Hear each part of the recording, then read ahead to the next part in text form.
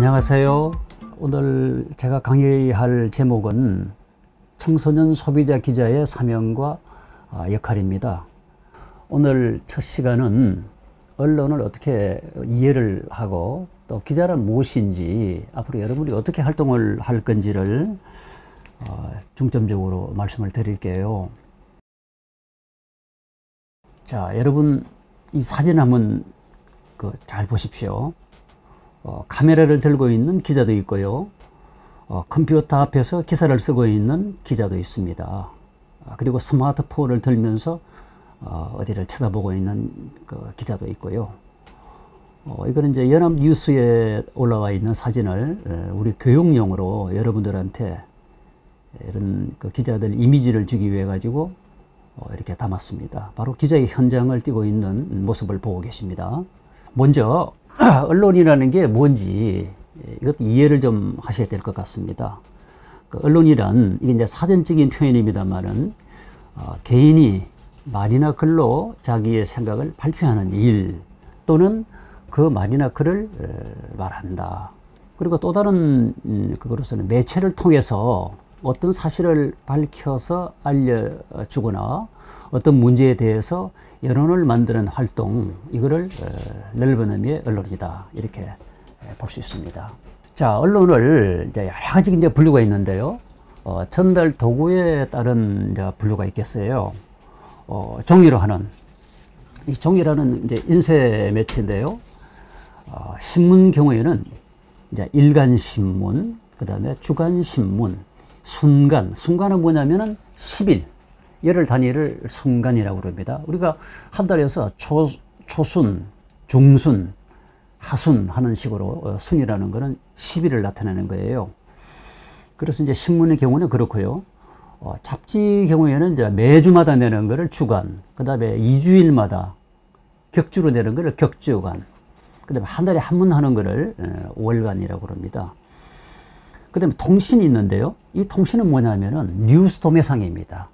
뉴스 도매상인데 우리나라의 경우에는 이제 연합뉴스라든지 외국의 경우에는 UPI, 로이터 이런 통신사가 있죠. 이거를 우리 인쇄매체 분류에 넣었습니다. 다음에는 이제 전파 매체가 있는데요. 이 전파는 뭐 대표적인 케이스가 텔레비전, 그다음에 라디오 방송 뭐 이와 같이 있죠. 근데 라디오에도 이제 AM이 있고 FM이 있습니다. 그다음에 텔레비전에도 우리가 KBS다, MBC다 하는 지상파, 그다음에 케이블, 그다음에 위성 이런 분류가 있습니다. 이거를 전달하는 기술적인 게 전파를 통해서 전달을 합니다. 그래서 전파 매체로 분류를 합니다. 그다음에 전자매체. 여러분들이 앞으로 활동을 이제 하시게 되면은 온라인으로 이렇게 이제 기사를 쓰고 유튜브도 올리고 할 텐데요. 이와 같은 걸 전자매체라고 그럽니다. 그래서 대표적인 게 여러분들이 학생들이 이제 많이 보고 있는 건데 유튜브, 그다음에 인터넷 신문, 인터넷 방송, DMB 방송, 그다음 웹진은요 웹으로 만든 잡지, 매거진 할 때 잡지를 말합니다. 이거는 이제 전자 매체로 분류를 합니다. 그다음에 지역에 따른 이제 분류를 한번 보겠어요. 이제 중앙이라고 하면 우리나라의 경우는 서울이 되겠죠, 아무래도. 중앙에서 만드는 이제 중앙지. 그 다음에 지방에서 뭐 인천이다, 부산이다, 이런 지방에서 만드는 건 지방지. 그 다음에 지역지. 이 지역지라는 거는, 서울이지만도 예를 들어서 어느 한 구청에서 이렇게 만드는 거. 그건 한 지역이 되겠지요? 그래서 그 지역지로 분류를 합니다. 이 잡지도 마찬가지입니다. 그 다음에 방송은, 중앙방송. 서울에서 이렇게 방송을 해가지고 전국으로 내보내는 거, 중앙방송. 그 다음에 지방방송. 예를 들면 뭐 대전이다, 광주다. 이건 이제 지방에서 하는 지방방송이 되겠죠. 그 다음에 이제 지역방송. 아까 말씀드린 대로 지역지와 같은 그 지역에서 방송을 하는 이걸 지역방송. 그 다음에 해외방송. 외국에서 이렇게 방송하는 겁니다. 그 다음에 케이블 방송은 PP라고 그래가지고 프로그램 제작 공급자를 PP라고 그래요. 그 다음에 SO, 지역 종합 유선 방송 사업자를 말합니다. 이런 이제 케이블 방송은 PP와 주로 SO가 있다. 청소년 소비자 기자 활동을 하시면은 하나 이제 언론 활동을 하게 되는 건데요. 그러면 언론은 어떤 기능을 하는가? 첫 번째는 이제 보도의 기능입니다. 우리가 알리잖아요. 알리기 때문에 보도의 기능. 두 번째는 이 보도를 통해 가지고 독자들이나 시청취자들이 은연중에 알게 되는 겁니다. 교육하는 기능이 있는 거예요. 그래서 교육의 기능이 있습니다.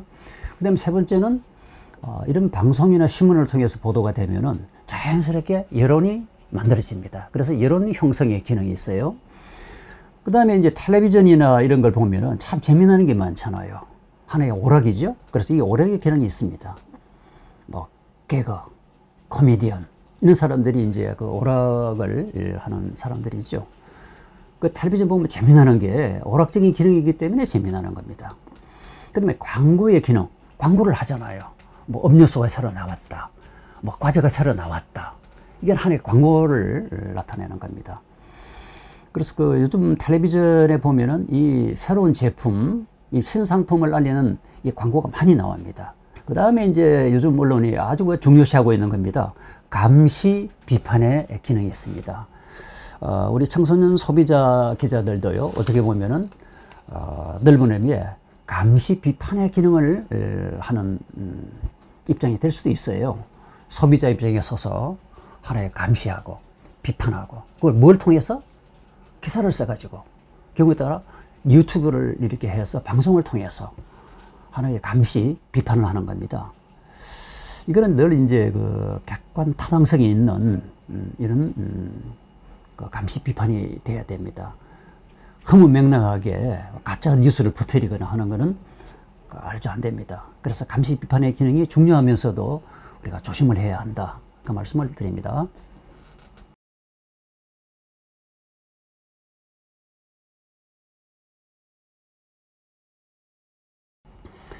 자, 그러면 이제 언론을 이해하는 측면에서 우리나라의 최초의 그 민간신문은 언제 나왔는가?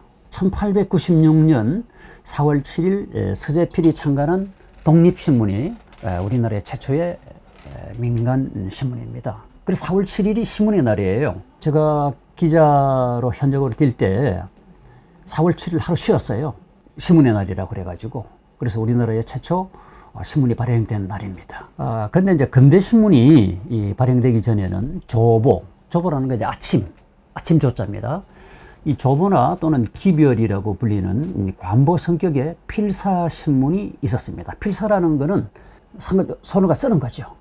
필기할 때. 그래서 필사 신문이 있었다.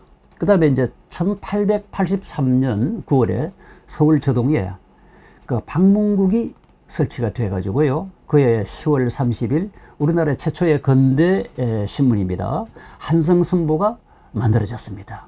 그 다음에 그 1888년 7월 7일 날 방문국 없어지면서 폐지와 함께 자취를 감춰 가지고 신문이 없는 암흑기를 맞았습니다. 자, 그러면 우리나라의 최초의 방송은 언제 어디서 했을까? 1927년 2월 16일 경성방송국, 그 JODK라고 합니다. 그 현재 우리가 KBS 있잖아요. 그게 JODK라고 옛날에 그랬습니다.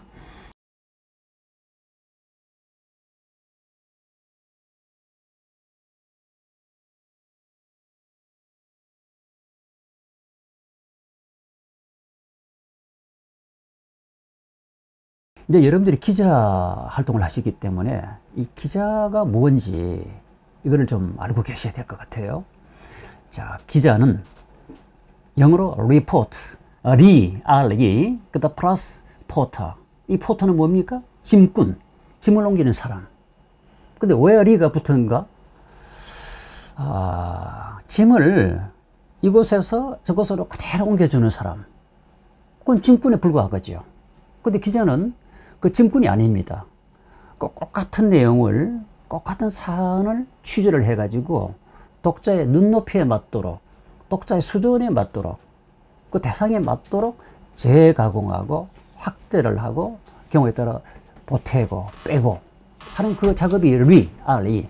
그래서 포타와 리가 붙어가지고 리포터예요. 다시 어떤 내용을 독자 입장에서 알기 쉽게끔 눈높이에 맞도록 이렇게 해주는 겁니다. 그 언론 매체, 그게 신문, 잡지, 방송 등에 실릴 그 기사를 취재해서 쓰거나 편집하는 사람을 기자라고 그런다. 글자 그대로 이제 적는단 말이죠. 자, 쓰는 사람.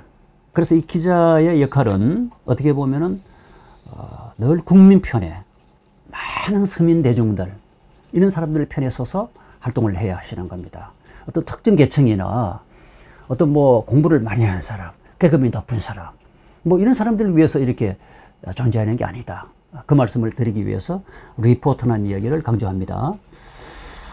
그래서 그 기자를 포함한 이들을 전체적으로 부를 때 저널리스트, 저널이라는 게 이제 그 언론, 또 매스콤, 매스메디아 이런 뜻인데, 저널리스트, 사람. 그러니까 기자를 리포트, 또 그러면서 그 넓은 의미의 언론인을 저널리스트라고 그런다.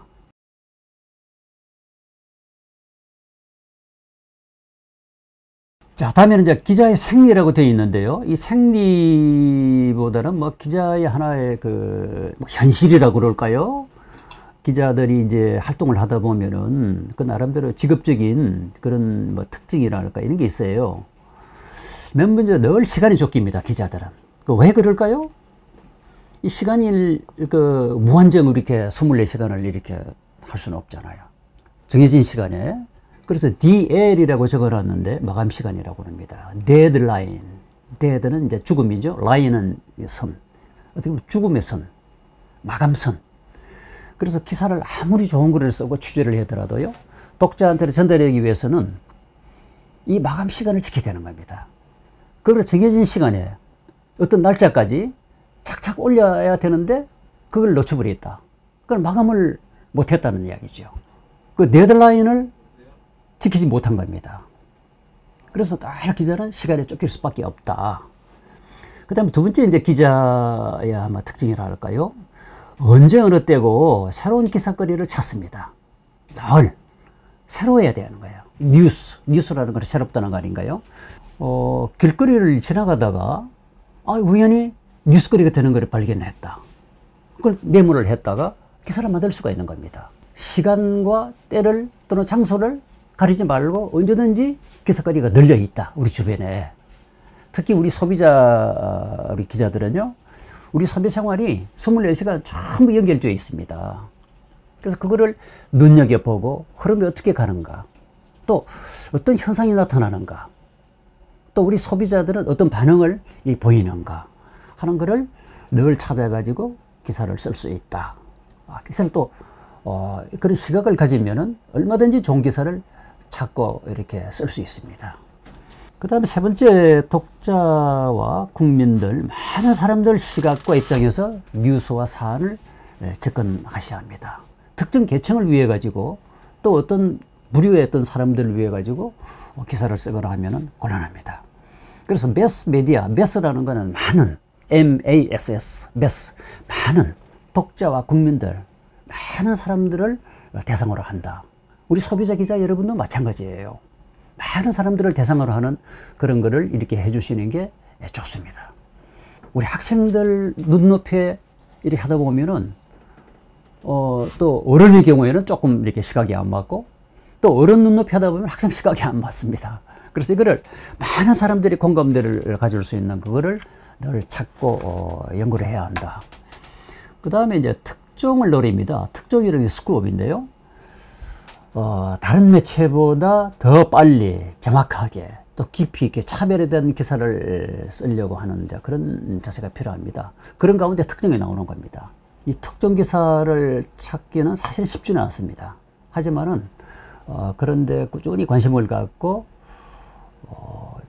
그 특종을 노리면은 여러분도 얼마든지 특정 기사를 찾아내고 쓸 수 있다. 그 말씀 드립니다. 그 다음에 이제 독자, 시청취자 입장에서 문제의식, 비판 시각을 갖는다. 아까 감시 비판의 기능이라고 그랬죠. 그래서 감시 비판의 기능, 거기에는 문제의식이 있어야 됩니다. 이게 왜 이게 이럴까? 왜 이럴까? 그런 문제적인 시각을 보고 접근을 하면은 답이 나올 수 있습니다. 그 다음에 이제 비판적인 시각을 갖는데요. 이 비판이라는 것은 비난하고 다릅니다. 합리적인 근거. 이 근거가 있는 것은 비판이 될 수가 있는 거예요. 근데 그거 없이 그냥 무조건 비판한다? 그거는 비난에 해당이 되는 거죠. 비난을 해서는 안 되는 겁니다. 이 소비자 기자는 건전한 시각과 어떤 그 생각을 가지고 합리적인 또는 객관적인 자료를 토대로 문제의식을 갖고 비판적인 시각을 가져야 한다. 그런 가운데 좋은 기사가 나올 수 있습니다. 국민들을 이렇게 보호하고 우리 서민들 편에 서가지고 기사를 쓰면 좋은 기사가 나온다. 다음에는 이 기자가 갖추어야 될 세 가지 능력이 있습니다. 이건 아주 중요합니다. 먼저 기획력이 필요합니다. 기획. 우리 계획을 짜는 거죠. 기자의 경우에는 무엇을 어떻게 보도할 것인지 생각하고 구상하고 계획을 하는 게 중요합니다. 오늘 어디 가가지고 어떤 기사를 찾아볼까? 또 누구를 만날까? 또 어떤 내용을 묻고 또 답을 얻어낼까? 이걸 전부 다 머릿속으로 생각하고 또 메모하고 하는 이제 플래닝 하는 겁니다. 플래닝. 계획을 짜는 거죠. 그걸 하나의 넓은 의미의 기획력이라고 그럽니다. 그래서 이 기획을 잘하면은 좋은 기사도 쓸 수 있고 또 일도 편하게 할 수 있고 기사도 술술 나올 수 있는 거예요. 이 기획이 잘못되면은 모든 게 어렵고 어그러집니다. 그래서 기획력이 기자가 갖춰야 될 능력 중에 첫 번째다. 그럼 두 번째는 이 기획을 이제 했단 말이에요. 이 한 기획 내용을 가지고 현장을 가든 뭐 어떻게 하든 취재를 해야 합니다. 취재. 그래서 그걸 취재력이라고 그러는데요. 보도할 내용, 또 정보를 알아내고 관련 자료를 찾는 일이다. 그러니까 이제 기획을 했으면 내가 오늘 어디에 가가지고 누구를 만나서 취재해야 되겠다. 내가 머릿속에 그렸습니다. 또 메모도 했어. 그럼 현장을 달려가야 된단 말이에요. 현장 달려가가지고 자료를 찾고 질문을 하고 뭐 경우에 따라 녹음도 하고 이와 같은 걸 전반적으로 우리는 이걸 취재라고 합니다. 그래서 이 기자가 이 기획이 잘 되면은 취재하기도 쉽습니다. 그리고 기사 쓰기도 좋아요. 이제 취재가 원활하게 되면은 그걸 글로 나타낼 때 아주 쉽게 할 수 있는 겁니다. 자, 그 다음에 이제 기획하고 취재했습니다. 그 다음에 중요한 게 뭐냐? 글을 써야지요. 기자니까. 이게 문장력입니다. 문장. 글을, 센텐스. 글을 나타내는 거예요. 그래서 기사를 쓰는 일. 방송 기자도 마이크를 잡고 하지만은 마이크 잡기 전에 문장으로 써가지고 기사의 틀을 갖춰야 하는 거예요. 그래, 그거를 방송은 뭐 기사를 안 쓴다. 그렇지 않습니다. 자, 우리 학생 여러분 마음속으로 따라 하든지 소리를 한번 같이 내보세요. 기자가 갖춰야 될 세 가지 능력 합니다. 첫 번째, 기획력. 기획력입니다. 그 다음 두 번째, 취재력. 취재력. 그 다음 세 번째, 문장력. 문장력. 그렇게 기획, 취재, 문장. 자, 그러면 이제 기획을 하고 취재하는 그 가운데는 핵심이 뭐냐면 뉴스입니다. 뉴스. 그러면 뉴스거리를 찾고 다루는 기준이 뭐냐? 이게 이제 중요하겠죠? 맨 먼저 시성입니다. 제때 그 시간에 맞는 거, 그 시점에 맞는 거를 시성. 예를 들어서 한 달 전에 일어난 일, 1년 전에 일어난 일, 그거보다는 오늘 일어난 일에 대해서 사람들이 관심이 많습니다. 그 시점.